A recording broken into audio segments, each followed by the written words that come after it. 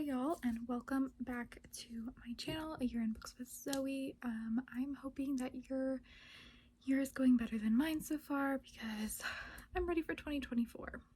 But anyways, I wanted to do a little wrap up of what I've read so far in January. This is probably all that I'm going to read because I don't think I'm going to finish anything today. So I read 5 books in January, which I was hoping to have read a little bit more, but giving myself grace because I had a lot going on, a lot of sad stuff this month. The first book that I read was The Hunter by Jennifer Herrera. This was a book that I got through NetGalley as an ebook advanced reader copy. I must not have read the description when I picked this book because I did not realize it was a cop book. This is a book about Leia, who is a detective who gets fired after she shoots her partner and lets the criminal get away. And then she kind of is just milling about until her brother asks her to come back and investigate the case of 3 kind of mysterious deaths that took place in her hometown. And so she ends up doing that. She brings herself and her daughter back to her hometown and begins investigating these deaths. And things are not as they seem. And even the things that are not as they seem end up also being not as they seem, which I did like. I liked that there was like a twist within a twist. This is labeled as a suspense book. I personally didn't find it very suspenseful. I definitely, usually with suspense, I'm like, oh my gosh, like what's gonna happen? And for whatever reason, the writing did not make me feel that way. I was kind of just like along for the ride.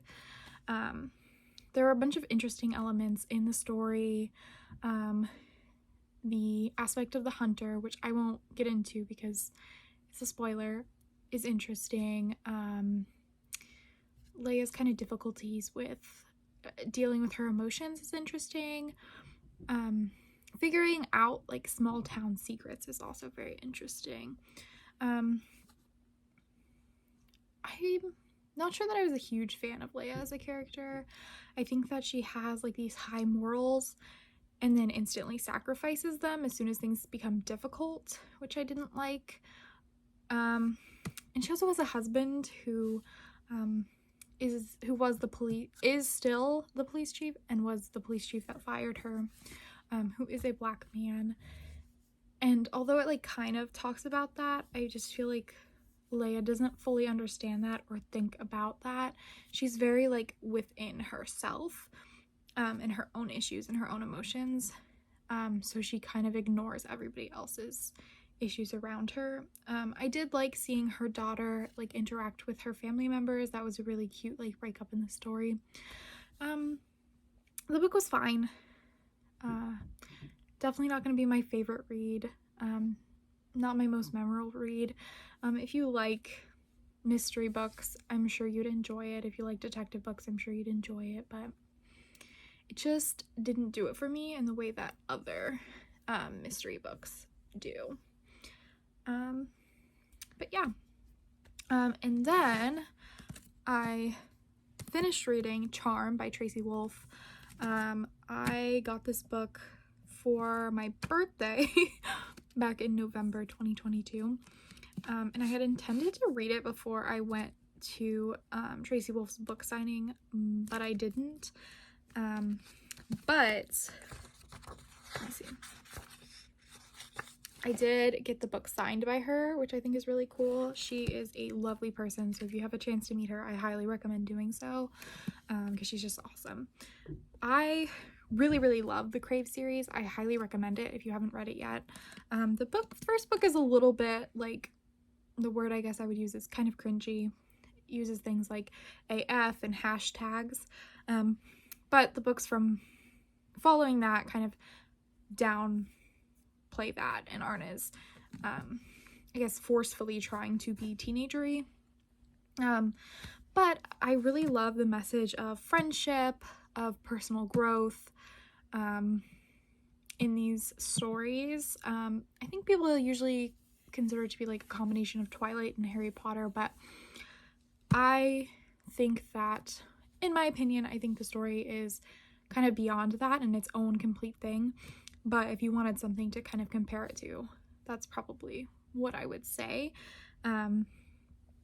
Just good vibes all around. And there's always these twists that you're not expecting. That you're like, ugh. I don't want to get too much into it because I don't want to spoil it for anybody who hasn't read it. I have them right here. Crave is the first book, so you should definitely check it out. They really do only get better from there. More complicated, more interesting.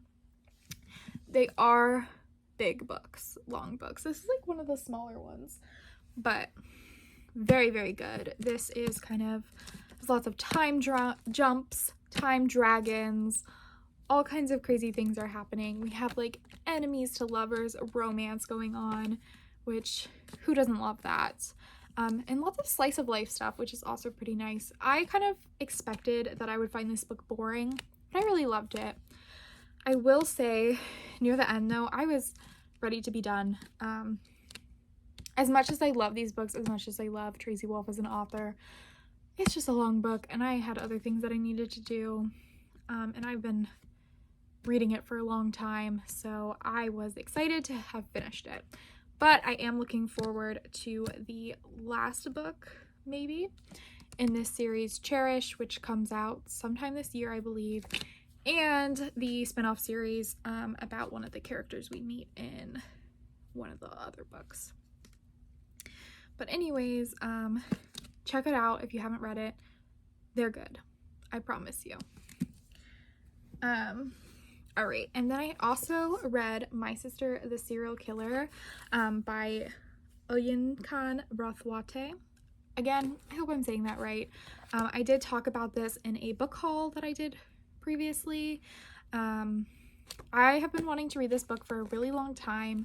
I heard about it, I thought it sounded super interesting, and then it's always out of my mind until I finally saw it in the bookstore, and I was like, all right, this is a sign, it's time to read it. And so I read it. It's very, very interesting.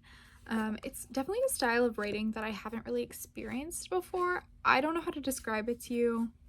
Sorry about it. Not an English major. But basically this woman, Corday, has a sister, Ayula, who one way or another ends up killing her boyfriends. And Corday is always cleaning up the mess for her. And even in this book she is, but she begins questioning, like, is my sister really justified in what she's doing, killing these men? And we kind of see her questioning her sister, questioning her own role in things, and drama ensuing. You know, her sister starts dating Corday's like love interest, and the love interest is really like turning against Corday and like obsessed with his sister. Another boyfriend mysteriously dies. Like, there's so much going on in this. There's flashbacks to their dad, which I think is trying to like give some backstory on why these girls are so messed up, which I really enjoy. Overall, I think it's a really interesting book, and I highly recommend it to anyone who is interested. I would say expect things that are a little bit different from what you're used to in writing, but it is so good. It is a good read. It's worth reading. It's interesting, and it really makes you question, like, how far exactly would you go for your sister? And like, let's be honest, I don't know how to answer that question. If my sister murdered someone, would I cover it up for her? I don't know. Makes you question that, and I think those are the good questions that you need to be asking yourself. So I highly recommend it. It's a good book. It's a short read. It makes you think. And then I read Ice Planet Honeymoon, Aehako and Kira. If you haven't read Ice Planet Barbarians and you are a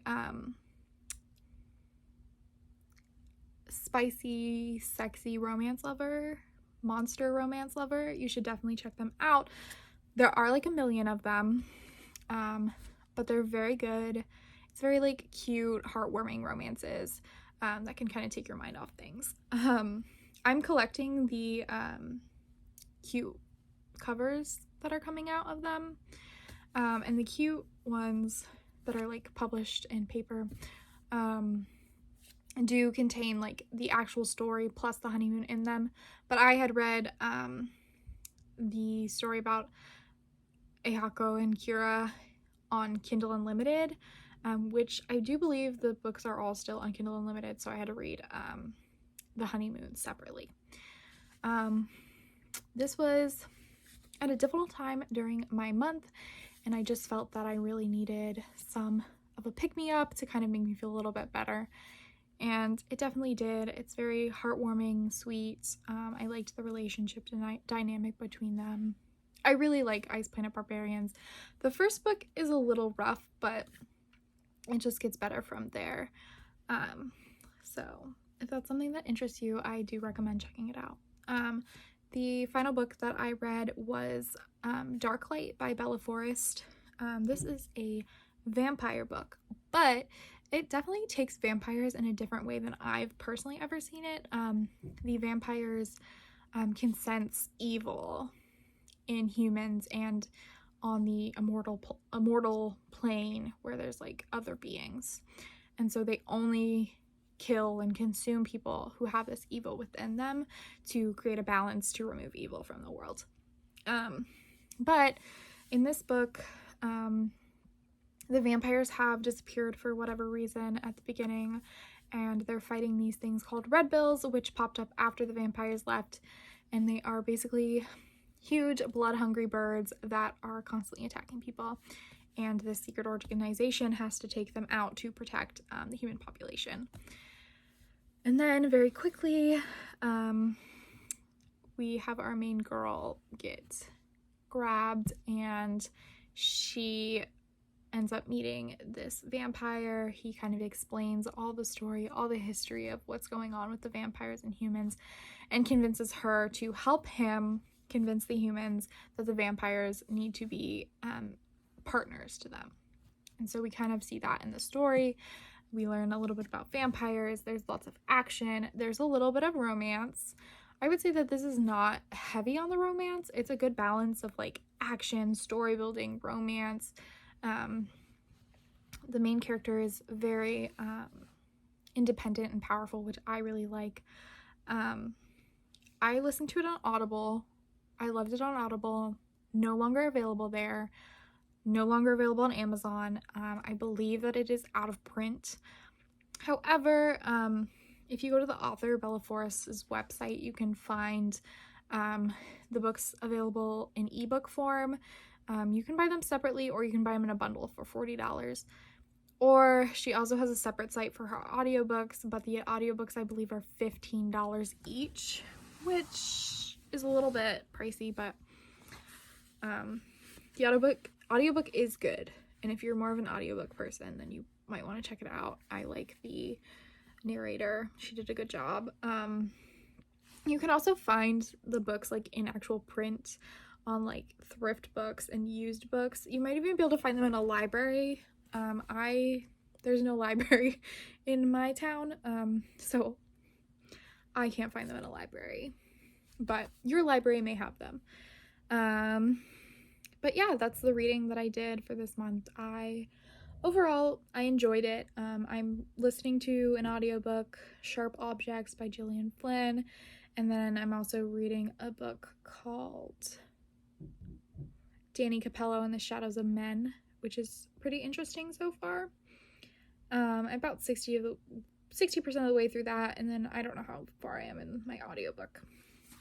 But, enjoying my reading. After I finish the Danny Capello book, I'm definitely going to try to switch over to more soft, cute stuff, just so that I can kind of have a rest and a break from the more serious topics, and hopefully have a better February than my January went. But anyways, that is what I read this month. I will see you soon, and enjoy your reading. But yeah,